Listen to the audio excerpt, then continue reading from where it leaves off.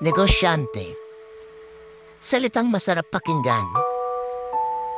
Pero sa likod nito ay mga hirap na pinagdaanan. Salitang akala ng lahat ay parati kang may pera. Salitang minsan ay gusto mo nang tumambling. Pero dahil sa salitang ito, ay patuloy kang lumalaban kahit gaano man kahirap. Dahil ikaw ay isang negosyante na patuloy pang nanangarap sa ikakaganda ng negosyo mo.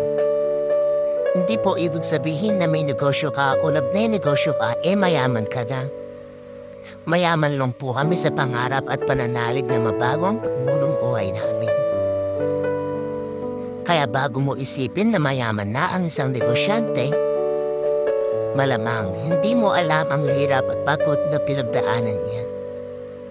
Kaya sa mga negosyanteng patuloy lumalaban para sa kanilang mga pangarap, saludo po ako sa inyo.